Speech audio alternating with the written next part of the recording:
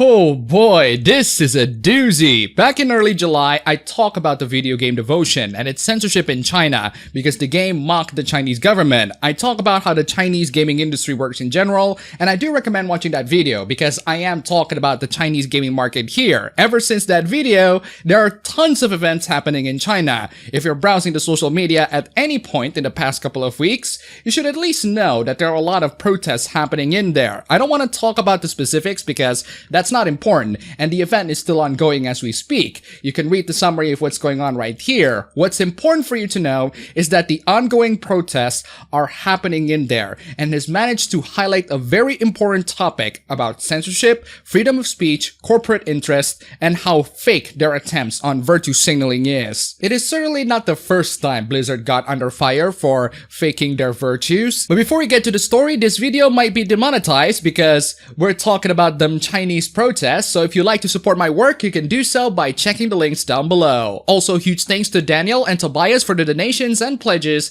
You guys are fantastic. There's a pro Hearthstone player with the username Blitzchung who at one point calls for the liberation of his country in a post-match interview, saying, "Liberate Hong Kong, revolution of our age." As seen in the video, the two casters hid themselves before he stated the controversial statement, meaning that they are perfectly aware of what's going to be said, as confirmed by another user. In response, all three concerning parties are fired from the match because they're engaging in behaviors that damages Blizzard's image. Blizzard, I think the one who is damaging your image is you, and this is not the first time you did so. But what do you expect from a company where 5% of its shares was owned by Tencent? What do you expect from a company who is working with another Chinese company, NetEase, to make that awful looking Diablo mobile game? What do you expect from a company who seeks nothing but profit and notorious for attempting to gain them in the most unethical ways possible? Blizzard has a proven track record of saying one thing and doing another thing entirely. Blizzard has this company value of think globally and every voice matters, which hilariously has been taped off by an employee who disagrees with the recent decision. And he's right, all of those values are nothing but lies, and for every horrendous decisions and controversies Blizzard does, they're going to virtue signal, just like how they did with Soldier 76 and their prior screw-ups. It's to the point where they're called the JK Rowling of video games, and I couldn't agree more. Again, see my last video for more details. Thankfully, there are many people who are lending their hands towards all of the punished parties by either voicing about this stupid event or even offering to pay for all the lost winnings. The fact that the topic is trending on Twitter and everyone is talking about this is a testament in how Blizzard has royally screwed up in this instance. Oh sure, they're making a predictable move that will protect their corporate interests and investments for a long time, but they screwed up in terms of their global public relations, which will damage them in the long term. They have completely damaged their image, which is ironically the reason why they banned the players and the casters. But to be fair to Blizzard, this is a massive dilemma that they're having. Either protect the Chinese corporations or protect the players' freedom of speech by going against those Chinese corporations. Unfortunately for Blizzard, some of their games are very popular in China and Asia in general, like Overwatch and Hearthstone. Both games are considered esports titles, and esports generate quite a lot of revenue. They really don't want to disappoint the Chinese market, and once the Chinese market has an interest in your game, you're gonna get tons and tons of profit if you take it. Blizzard unfortunately tied their knot by associating their business with these Chinese companies, and there's really no way for them to save themselves from this colossal PR nightmare, unless if they want to cut ties off of China entirely, which isn't a good look on their revenue. And Blizzard isn't the only company that bends the knee to the Chinese corporations. Your favorite fictional content such as films have actually bent their knees to Chinese censorship for a long time. You can just Google the many blockbuster Hollywood films that bent their knees to their censorship regime. You also have NBA, who denounced the Houston Rockets manager's comment on the Hong Kong protests, and of course South Park, which got banned in China thanks to one of their episodes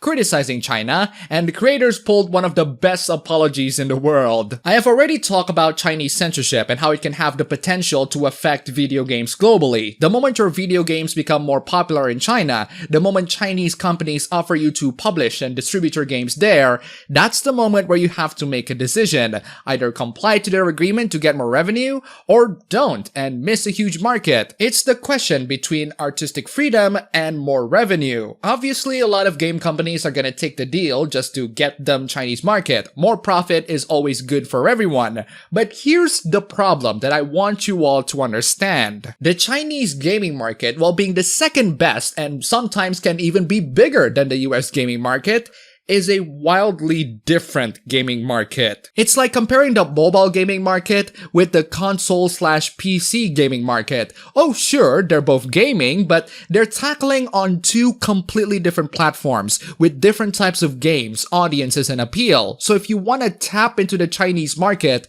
you have to play by their rules. You have to make the kind of games that they like. Otherwise, you won't get it. The most popular games in China just so happen to be free-to-play multiplayer titles with microtransactions, which some of Blizzard games are. Any game that have the potential or maybe even already are esports titles such as PUBG, Overwatch, or Hearthstone will raise the Chinese market's interest. When those games got popular in China to the point where a good portion of the cheaters come from there, you bet that some local Chinese game publishers would look at your game and think, wow, that's a nice game you got there. It'd be a shame if we sell it in our region and censor it to appease the government. As for you people who enjoy single-player games, as long as your company doesn't have any sorts of association with any of the big Chinese corporations, you should be free from their censorship. A lot of the games being censored in China are multiplayer games such as PUBG, CSGO, or Rainbow Six Siege for a brief moment. That's because all of those games were made by companies who associated themselves with the publishers or corporations in China because there's quite a lot of player base in there who are interested in those games. That and the market for single-player games, especially the single-player console-exclusive games, are not very big in China, or Asia in general, as I explained in another video. I think it's very cowardly for Blizzard to bend their knees into the Chinese censorship, but it is to be expected for companies whose main purpose is to seek the most profit. The Western AAA gaming market's aim is not to make excellent and compelling video games, it's to gain more profit, which is why you see less and less single-player games being made and more AAA multiplayer-focused games with microtransactions and loot boxes being made. They are so dedicated on their pursuit towards maximum profit that they're willing to associate themselves with companies backed by a government that has violated human rights. And it is also expected from Blizzard because, as I documented many times in the past, their attempts on virtue signaling are so fake that even the people who they're trying to virtue signal are not buying it. This is a company that straight up lied to you about their virtues and will ban any sorts of discussions when being confronted about it. They straight up disabled the comment section on their announcement, even though the comment section is pretty much open in any other post. Not only that, but the subreddit is closed as well. They know that they're gonna get a negative backlash, but they did nothing and just run away. For me, this is going to do nothing but harm their business in the long term, and it's a rather dumb move that they make if I put it this way. Would you lose the Chinese market, or would you lose everyone else's market? At this moment, if you're developing a popular free-to-play multiplayer game, it's either one or the other. You have to choose between appealing to the international market or appealing to the Chinese market. Blizzard, as documented in the past, have chosen to appeal to the Chinese market. And sorry to say this, Blizzard, but when you begin to appeal to the Chinese market, you're losing the international market. And if you're not careful, Blizzard, even the people you're trying to appeal to will hate it.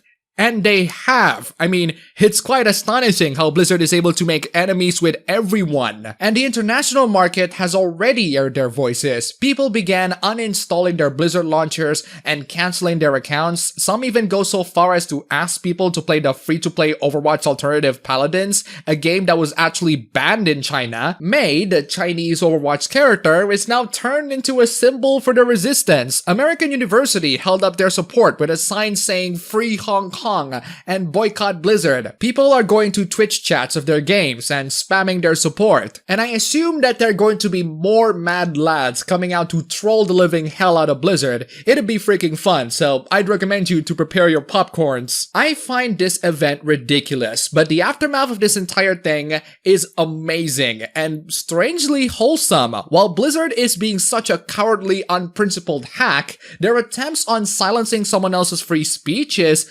actually giving more awareness to the issue. People are beginning to do their own research and look further into what's going on there.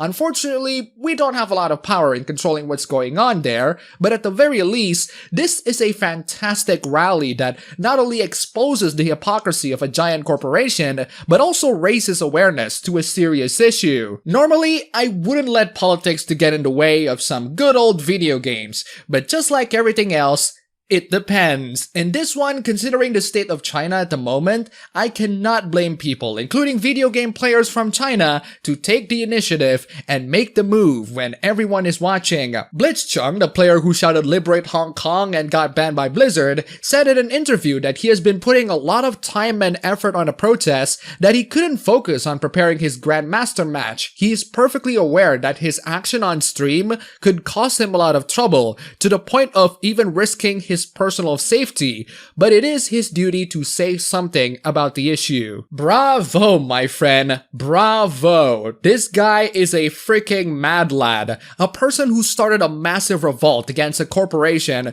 through just a couple of seconds. A person who brings awareness in a company's massive hypocrisy and uniting pretty much everyone together to face against a common enemy. A giant multi-billion-dollar corporation who is only interested in money than the human rights of the people being abused by the government whose corporations are in their pockets. People talk about how video games can bring an impact to society. This, my friend, is what I'm talking about. So to conclude this hoopla, go screw yourself, Blizzard, you hypocritical, cowardly liars. You have successfully pissed off everyone, even the people you're trying to appeal to. After all of this, the question lies within you. It is your choice as a consumer to either continue to support this or join the resistance to go against it. Me? Well, I'm just glad that they're making games that I'm not interested in, and that some of the developers that they booted off can happily make a game that they wanted to make. So it's easy for me to not play a Blizzard game. There are better games and better game companies anyway. Let's support them instead.